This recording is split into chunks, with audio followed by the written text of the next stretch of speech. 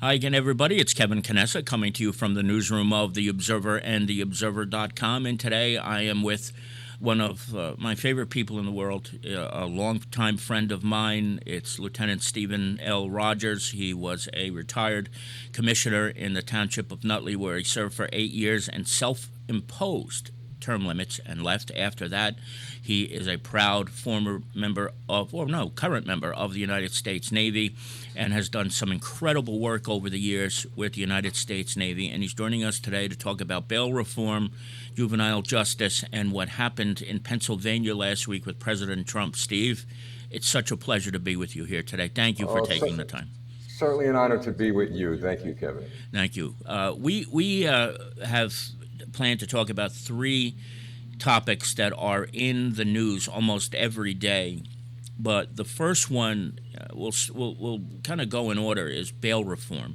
This state was in the forefront in making bail reform a possibility, but I think it's pretty plain to see now that it is an abysmal failure. What the heck happened here in the state of New Jersey?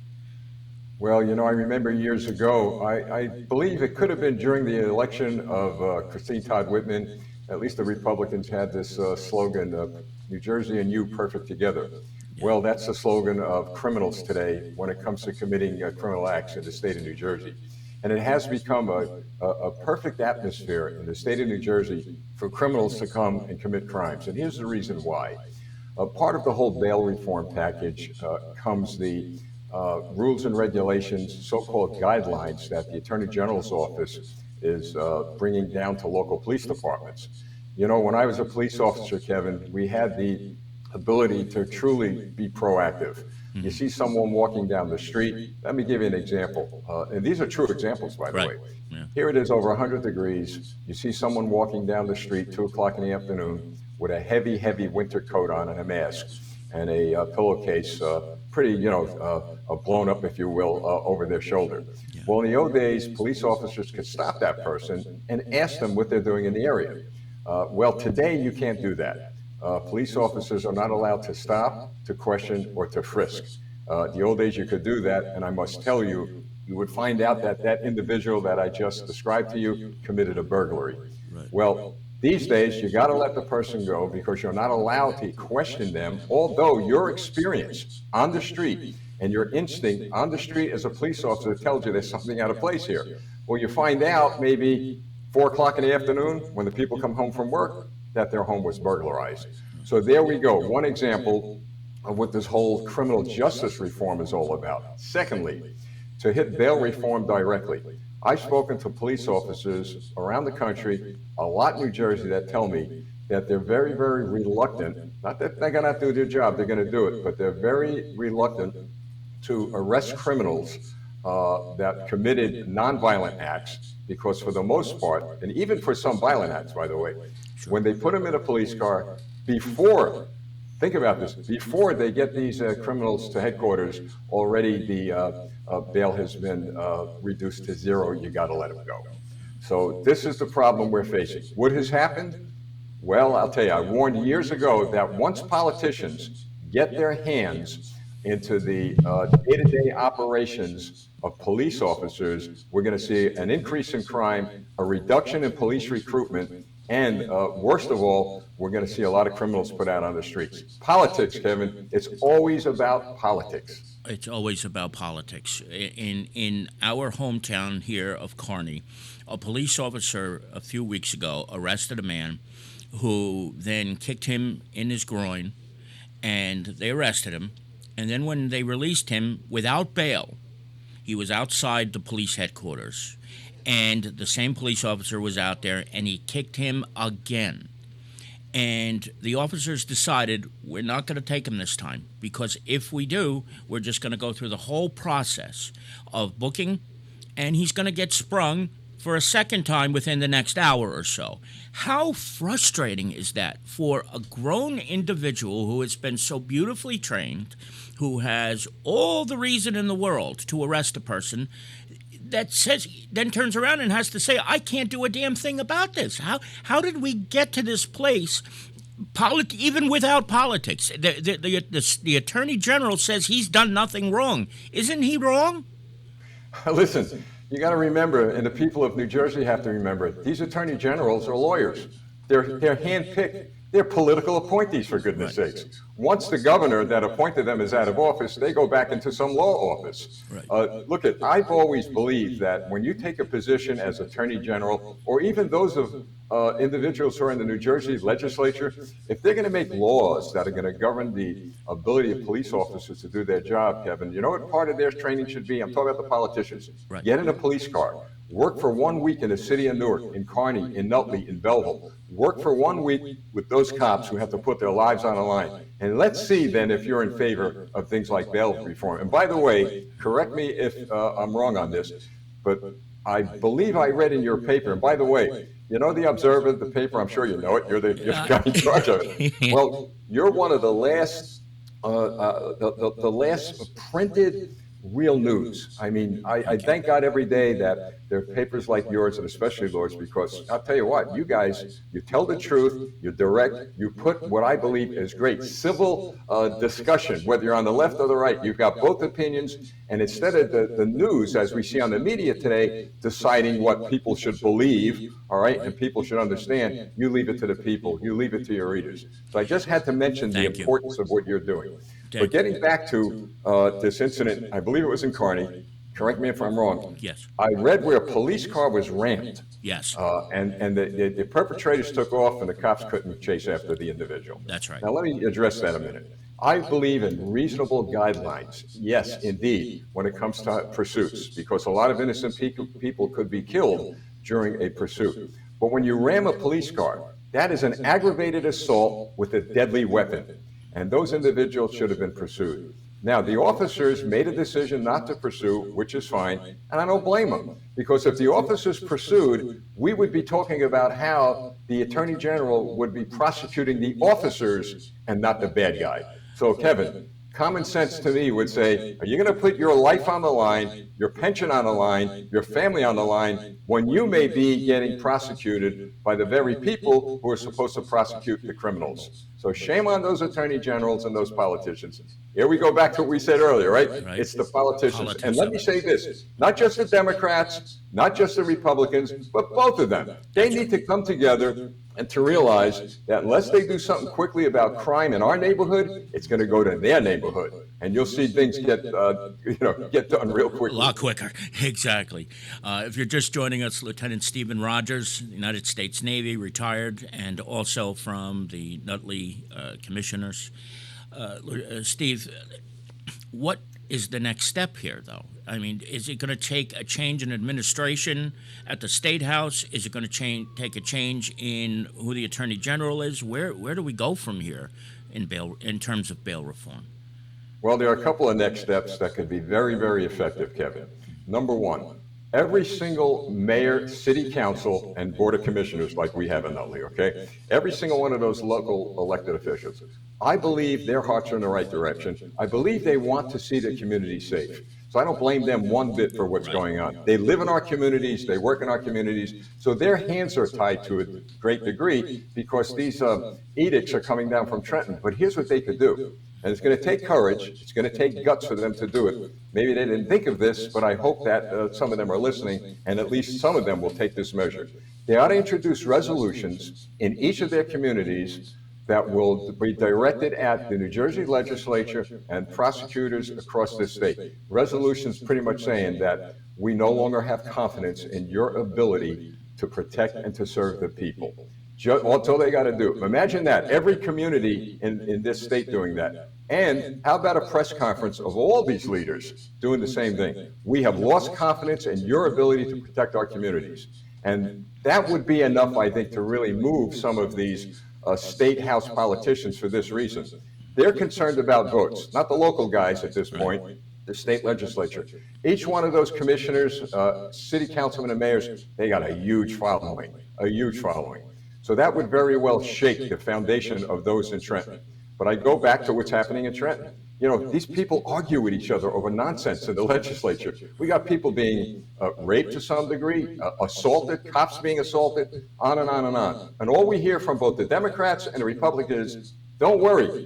Right, Kevin? It's election time, right? Yep. What are we hearing? Don't worry. We're going to help you out. We're going to stop crime. We're It'll going be to do this tough. and do that. Yep. And at the end of the day, because we're seeing a lot of them now for the photo ops, believe me, they're calling me and knocking on my door, but I'm out of state. All right. The fact of the matter is that once election day is over, you won't see them until the next election cycle. But we could change that, get together, work with our local elected officials to get them out of office. If you were still a commissioner, and I want to remind everybody that the reason you're not a commissioner is because you said, I will serve 2 terms, no more, no less, and that's exactly what you did. If you, however, were still a commissioner and didn't self-impose term limits, do you think this would already be in motion? I mean, let's be realistic. It probably would be, wouldn't it, Steve? It would be. It would be in motion. I'm sure the commissioners in Nutley would join me in that because they're all good people. They're all working hard to do what's best for the community. It would be in motion, but there would be a lot of other things in motion. I would get to the New Jersey State Chiefs of Police Association and also say to them, look, you are the guys and the gals running police departments across the state. So why don't you do the same thing? Introduce a resolution to your membership, a vote of no confidence on these legislatures. I would also make sure that we would get to parents of children in schools, the PTAs. I used to work with them, went to speak to them, and share with them the same thing. Your children are in danger. Understand that. They're in danger of becoming victims of crime. In Nutley, thank God we're still a relatively safe community, but that doesn't mean crime isn't coming here. I do see an increase in burglaries and car burglaries as we see all over the state. Somewhere along the line, and I'm very sad to say this, I don't want to see a tragedy where someone gets killed over something like this, where somebody's trying to break into a home or steal a car. But I got to tell you, Kevin, sooner or later that might happen. It's the old story. Folks will come to their elected officials. We need a red light on that corner. Somebody's going to get killed. We need a red light. The red light never comes until somebody gets killed. Of course. So we have to prevent this by taking action now.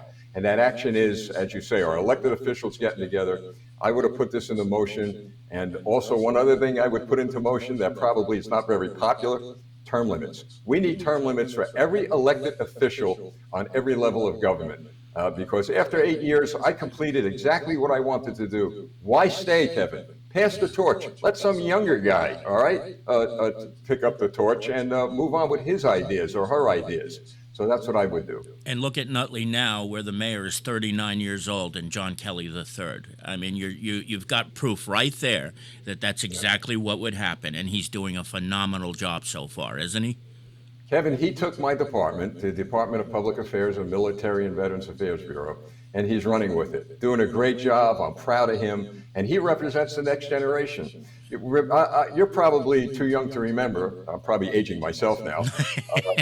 John F. Kennedy, in his inauguration speech, the torch has been passed to a new generation of Americans. Yes. Guys like me that have been around a long time, I sit back and say, it's time to pass the torch, pass the torch. But that doesn't mean you retire from politics or retire from life. You take another role that God gives you, and you use that for the good of man. And I'm involved in politics, but it's really great sitting back and maybe giving John Kelly, for example, since we're talking about him, some advice and some guidance. Other political leaders have reached out, advice and guidance. But the one bit of advice I've always given every single one of them, a couple of things. One, don't call other political people names. Don't go targeting them. Don't go after their families. It's bad for the office. Protect the dignity of the office. Character is everything. And another thing is, and my wife always warned me when I was in politics, don't put yourself in a position when you're going to have someone, political operative, put a collar around your neck, and all these people are going to put leashes on it. You're going to be pulled here. You're going to be pulled there. In other words, stay honest, keep your integrity, and if the answer is no, it's no, and regardless of the consequences, do the right thing. And that's all you've ever done throughout your entire career, and I think that's pretty obvious to anybody who knows you well. And I think that's why everybody should be grateful to the leadership that you've shown for so many decades in New Jersey. If you're just joining us, Lieutenant Stephen Rogers is with us today. I'd like to ask you a question about a case that I saw a couple of weeks ago. This was actually in Secaucus, and 3 men stole a car in Jersey City and drove it to Secaucus, and they bailed from the car. and one of the three, who was a juvenile, gets into a police cruiser and drove it away on a joyride through Newark, Jersey City, and a couple of other towns as well. In a case like that, this is three teenagers that were involved in this stolen vehicle. Two of them, once this was over, were sprung and released into the custody of their parents. The third one, they didn't catch until hours later, but he did get sent to a juvenile detention facility and then was sprung. Is it another instance where there's another set of reforms in the state of New Jersey in juvenile justice where we're seeing another abhorrent failure, Steve? Yes, we are. Young people today realize that they can commit crimes and they can get away with these crimes. Kevin, you know what goes through my mind when you describe that incident to me? Maybe it wasn't even thought of or even talked about. Right. Do you know most police cars have shotguns in them? Most police cars have high-powered weapons in them. So my guess is that this juvenile that stole that car had a high-powered weapon in that police car. My God. So what needs to be done is juveniles in this case have to be tried as an adults, and they have to be sentenced to prison. Look, if you're if you're old enough to commit a violent act or to even steal a police car, well, guess what? You're going to be brought before a judge in an adult court and not in a juvenile court. Now, saying that, you see and you hear about all these car break-ins, right? Right. Well, criminal enterprises, I'm talking about adults now, are actually bringing juveniles into their fold and getting them out there to commit crimes. And these juveniles are being paid or rewarded somehow. Why? Because they know the kids aren't going to jail. They're going to be out in 2 hours and they're going to send them right back out on the street and they can commit the same crimes. Like I said before, once those criminal acts spill over into the neighborhoods where a lot of these judges that are letting them go, where a lot of these politicians that are supporting bail reform, once they become the victims of crime, you're going to see changes. And I don't want to see that happen to anybody. I want to make that straight. But this is the reality we're talking about. Because let me give you an example. I spoke to a criminal maybe about 8 months ago. I call him a criminal because I locked him up a long time ago. We became friends. I became friends with most of the guys I locked up. Yeah. But anyway, what I said to him, why do you think people today are coming to the communities like Nutley or Kearney and Belleville, et cetera? And he looked at me and with a smile, he said, because there's nothing left to steal in the cities. They've cleaned them out. They're coming for you. Wow. Yeah. Wow. And he had a straight face when he answered that, didn't he? Great face. He sure did. My sure God. did. My God. Yeah. That is just mind-boggling, but it's not one bit surprising. It just certainly isn't. While we're on this, I need to ask you, you had mentioned earlier when we were talking about bail reform that it's not really a blue issue or a red issue, that it's both parties that are doing this. But my sense, believe it or not, is that some of the red counties are doing a better job of keeping these people behind bars and some of the blue counties are not. Is that a reality in the state of New Jersey when it comes to juvenile justice and bail reform, or is that just in my mind and I've misinterpreted it? No, it is a reality to a certain degree. I can tell you, I've been in Florida and I've spoken to police officers in Florida, and because they have the full support of their governor and their district attorneys, attorney generals, Right. Crime in Florida is way low. I say it's both Democrats and Republicans for this reason. It's easy for me. I'm a Republican. You know, I'm a Republican conservative, right? Yes. But it's easy for us Republicans to blame the Democrats about the crime problem. But yet, in many instances, we have control, like control of Congress right now, right? We have control of a lot of different legislative venues around the state. So we have the power. We have the power to make change. Why don't we do it, Kevin? Why don't we do it? There's always an excuse. Well, the Democrats this and the Democrats that, the Republicans that. The reason why it isn't done, in my opinion, is that some of those politicians, both sides of the fence, have that collar I talked to you about earlier around their neck, and they can't do too much because they'll offend, well, this politician up here, or maybe they'll offend that politician, or who's got a job? Think about that one. I've run into situations when I was in office. We'll get your kid a job, we'll get you a job, we'll get your wife a job. This goes on, all right? Now, I don't know of anybody, at least, let's put it this way, I don't know of anybody who would make any sense of that that's not in politics. But once you're in politics, the obsession of the power of the office. I call it the trappings of the office. Well, it becomes pretty predominant. And I think, like Chris Christie said years ago, not years ago, actually months ago, during this presidential cycle, it's in the blood. He's right. Chris Christie said it's in your blood. Well, you know what? It's better to probably be in your blood, but not bleed out, because you'll end up destroying your entire career and your family. So again, I say, look, it's about integrity. It's about being honest. You're either in there for the people or yourself. George Washington, our first president, warned about, what did he warn about? He warned about a two-party system. He warned about Democrats, Republicans locking horns with each other, although they didn't have those parties at that time, but he was talking about two parties. Right. And George Washington was right. He was absolutely right. It's become a battle for survival of politician versus politician when the people are the ones not surviving. Right. So that's why we've got to make some changes. Oh my goodness, boy, you are hitting a grand slam today with these remarks, and it's a shame too, because there are not enough people who think this way in this world, and if they did, I think we'd all be in a better shape. And I appreciate you being so blunt. And if you're just joining us, Steve Rogers is here with us today. And speaking of an instance where Republicans and Democrats have not seen eye to eye and kind of locked horns, a couple of days ago, a 20-year-old boy who they say was a registered Republican goes to a rally in Pennsylvania, pulls out a rifle, and shoots at the former president of the United States. Fortunately, it just grazed his ear. It could have been so much worse. But this was an event that was protected by the United States Secret Service, Steve. It has to be seen as nothing more than an abysmal failure by the Secret Service, does it not? A catastrophic failure. Now, let's think about this. There is planning to be done weeks in advance in a venue that the president or former president is going to show up. So you have a situation where Secret Service would set up a command and control center, and they would look at the grounds. They would look at a perimeter. They would look at all the buildings. How did they miss that building with that rooftop? How did they miss the fact that a shooter could get up there and had clear view of assassinating President Trump if they wanted to? No obstructions, okay? How did they miss that?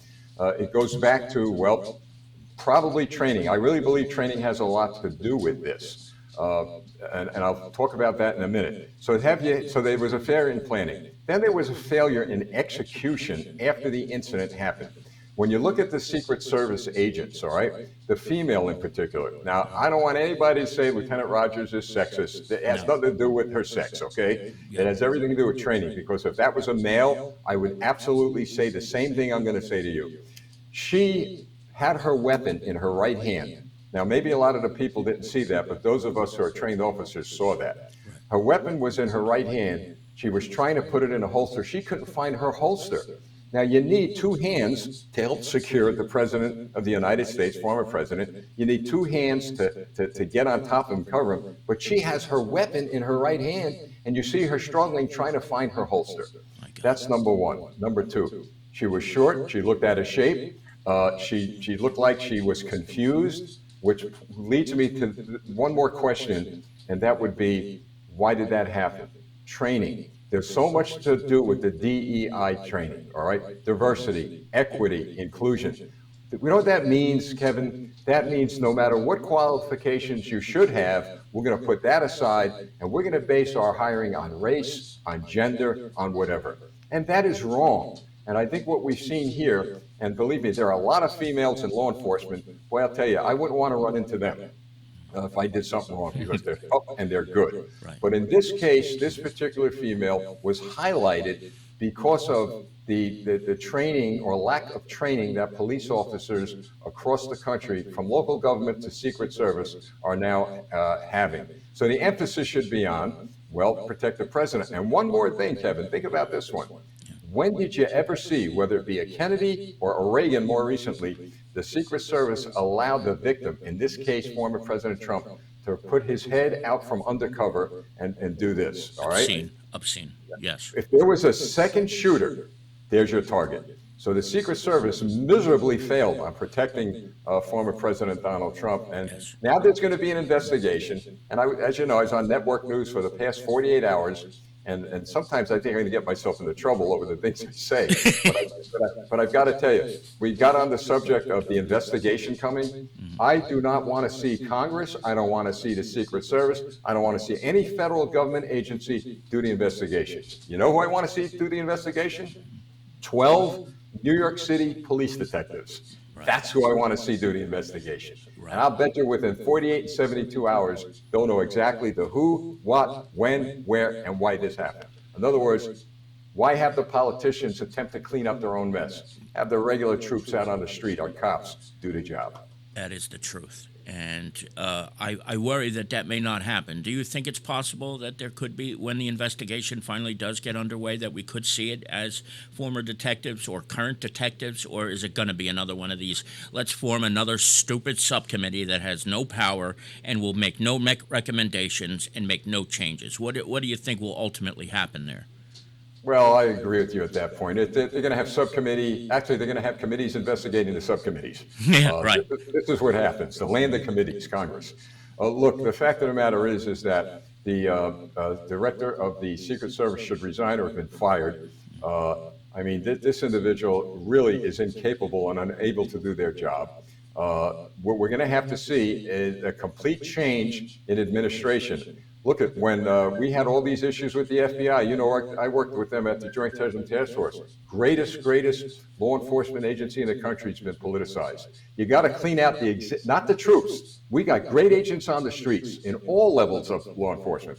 But the executive officers, you got to clean them all out. I'm talking about the director of the FBI, the director of Homeland Security, the director of Secret Service. They've all been politicized to a point that we're all getting hurt. At the end of the day, what's going to happen with this? Think about this. Why hasn't the Secret Service been transparent? I believe when I was on a police department in Nutley, New Jersey, we had a chief that said to me, Steve, we're going to be as transparent as we could without compromising our investigation. Tell it like it is. If it hurts, it hurts. Tell the people the truth. Kevin, have you heard anything from the Secret Service other than, well, we've got to continue the investigation? Not a word. Not a word. And I know who that chief is you're talking about, and he was one of the most transparent people I have ever known in my career, and he was one of the best.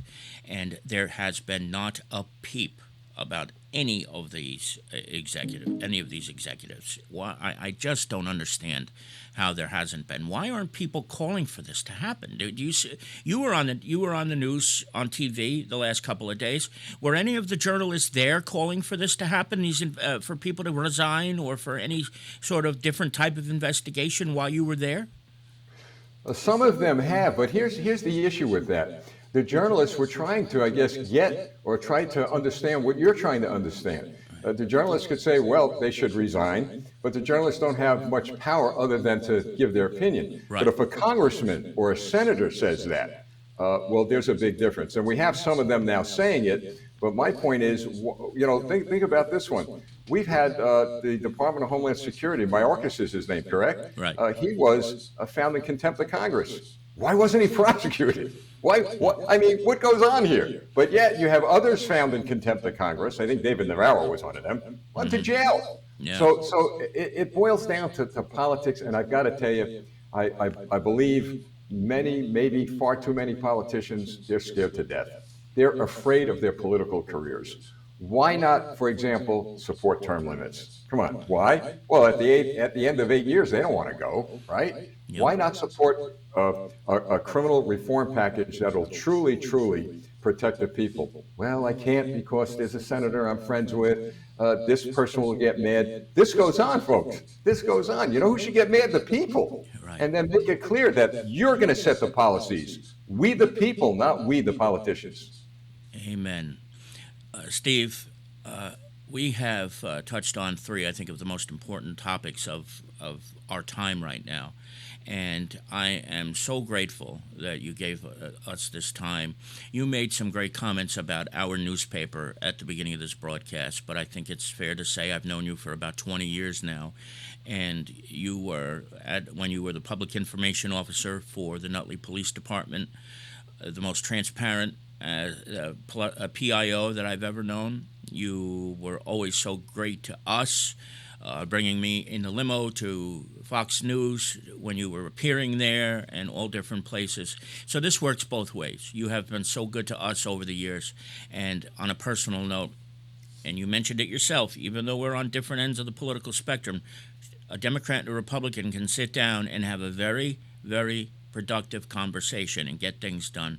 And you have always accomplished that. And we can't thank you enough for that. Thank you, Stephen Rogers. Well, thank you, Kevin. And it's teamwork. I had great police chiefs, great leaders, great police department, and you're doing a great job there at the Observer. So I thank you. Well, I couldn't do it without our owner, Lisa. She has empowered me in ways I didn't think was possible. So I cannot thank you enough, too. Thank you. Well, you talk about somebody with courage. You're talking about Lisa. She's That's got right. a That's lot of courage. She's good. You got that right. Stephen Great stuff. Rogers, thank you. We'll talk again. Thank you, Kevin. I salute you.